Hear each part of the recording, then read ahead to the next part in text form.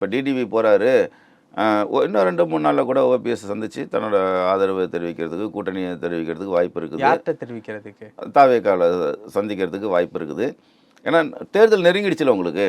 இனிமேலும் உங்களுக்கு டைம் கிடையாதுல்ல. இனிமேல் நீங்கள் வந்து ஃபீல்டுக்கு போக வேண்டிய டைம் வந்துருச்சு. அப்போ என்ன பண்ணாங்கன்னா, இப்போ வந்து ஒரு அலையன்ஸை செட் பண்ணிக்கிட்டு இருக்கிறாங்க. யார் வரப்போகிறா?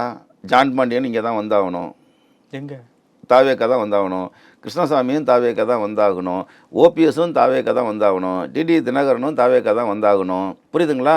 அப்புறம் ஏற்கனவே டிடிவி ஆதரவாளன்னு சொல்லிட்டு ஒருத்தர் தஞ்சாவூரில் ஒருத்தர் உட்காந்துருக்கிறாரு. அவரும் இங்கே தான் வந்து வரப்போகிறாரு.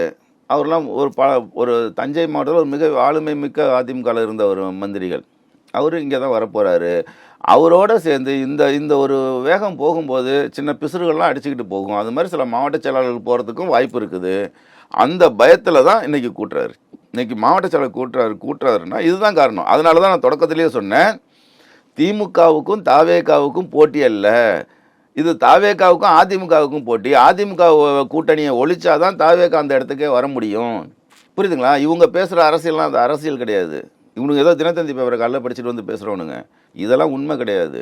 இவங்களோட பதட்டம் இருக்குதுல்ல, அதுதான் காரணமாக இருக்குது. ஆனால் உண்மையிலேயே தாவேக்காவுக்கும் அதிமுகவுக்கும் தான் போட்டி.